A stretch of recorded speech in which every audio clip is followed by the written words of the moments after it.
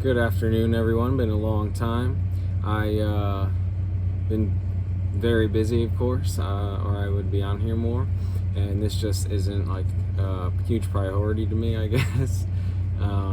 So I don't even remember the last time I made a video. However, I felt compelled to do so because I've been hard at work doing lots of different things with my son. So let's get to it. I ended up getting injured, had to get stitches, quite a few of them. I got cut by metal roofing in my Achilles, so my foot is numb, and that's been an adventure. And that was through the holidays, so I had to figure out how to deal with that and still keep up traditions. Every year, my son and I get a real tree where no matter where we are, we get I bake a bunch of different cookies, specific, like family recipe cookies. Do my best, especially since his mom left, to keep up all the traditions. And obviously you can imagine that's not easy doing as one person when it's the job of several. One man, one being, not a person, right? So yeah, it's just been a lot of hectic couple months, and getting through, enjoying all that while simultaneously remaining sane and still keeping up with everything. So then after the holidays, I started, wanted to show you guys this, started making my own rosaries, some out of gemstone beads. And this was just like a little project that keep my mind busy while I was doing the healing stuff, which I don't tend to like to sit around too much. These are more excited about. These are rosaries I made from roses from scratch. So I bought like a bunch of roses and broke them down and sat there rolling them and making beads and making holes in them and stringing them on rosaries. So that's, allegedly possibly where the name rosary came from. It came from roses. Roses, I don't know if you know, but allegedly are the highest frequency essential oil / plant on this plane or in this realm, third dimension, etc.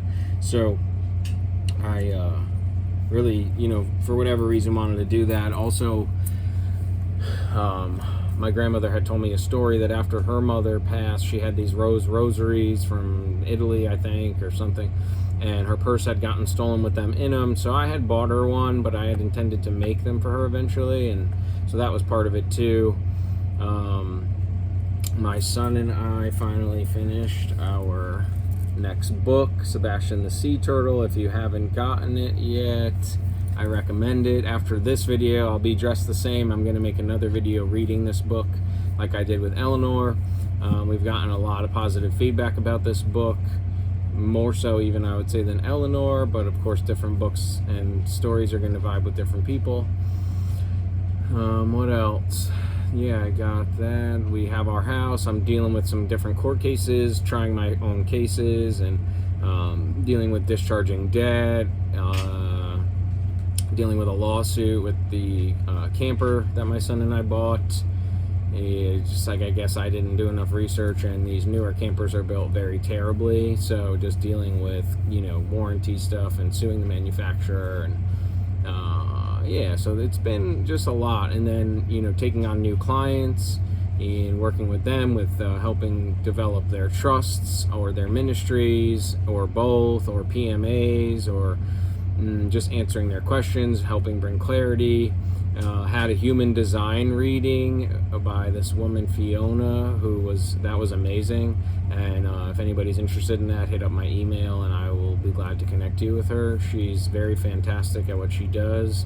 I highly recommend it. It was extremely enlightening, and if nothing else, it affirmed a lot of the feelings I have or perspectives I have about myself and my gifts and what I'm good at. And it just kind of like having it said out loud from a stranger, essentially, that doesn't know me, was reassuring, reaffirming, and almost like giving me permission to admit that I have these certain gifts. I'm very good at certain things, and like I have this certain type of vision, been accused of being psychic, that kind of stuff, and it makes perfect sense based on having this done.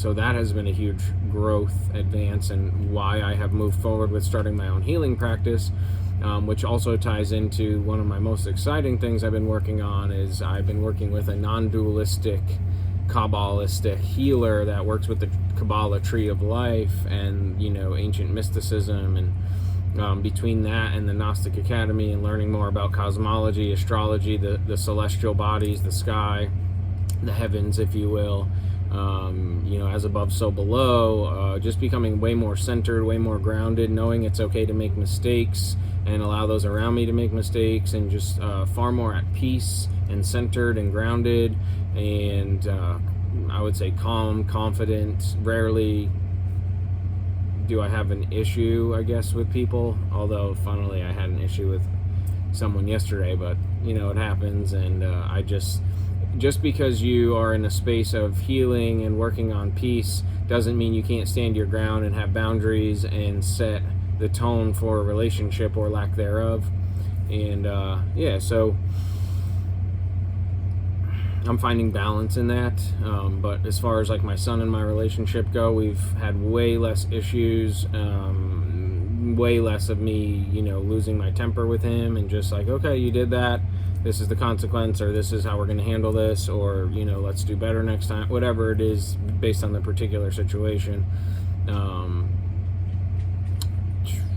I think that's about everything. I'm starting my 4-year program with the Non-Dual School, to even further my techniques and practices, but I've been working at this for a few months already, and it's been amazing. And if you're interested in that, let me know. We can help you get into the school. We can help, either I can work with you or someone else if you want to talk with someone else. But essentially, I would say expertise is really helping bring clarity and be straight with you, and bring accountability and responsibility, kind of hold up a mirror and do that in the most gentle way I possibly can, although we tend to all have issues with criticism or accountability in some way or another. I've been told I'm one of the better ones at that, which is why it gives me the ability to hold that space. And I also have my own life experiences, which, in the past I might have said would disqualify me. If anything, it's exactly why I'm good at what I do, and why I am able to bring so much clarity and share from experience about, what you might be going through, have empathy with you and all that. So,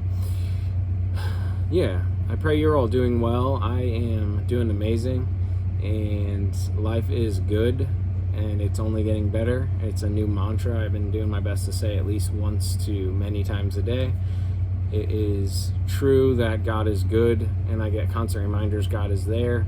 And although, times get tough, or we get emotional or get troubled, there's a huge shift right now. Yesterday was the new moon, was Ramadan, was Mardi Gras, the start of all these things.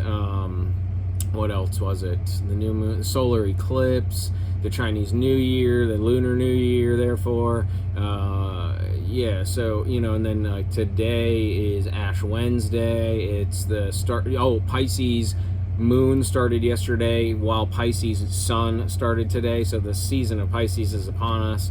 There's a lot of stuff going on in the heavens related to Pisces. I am sun sign Pisces, so very emotional, very deep, very sensitive, very in tune with vibrations and frequencies. And so there's just a lot in the air right now. So if you're feeling it, hang on. This too shall pass, as they say, or as is said. I don't know who they are. There's a lot going on, and I'm currently doing my best to flush and cleanse and detox and fast and embrace this time of year. Lent started today for those who follow that tradition. So God bless you all. Enjoy this season as we march up to Easter and Passover and all the different, traditions that are following some celestial timeline, and acknowledging, whether you realize it or not, what's going on in the heavens, in the stars, in the sky. So I love you all, and I'll be right back to keep these videos short with a direct reading of Sebastian the Sea Turtle.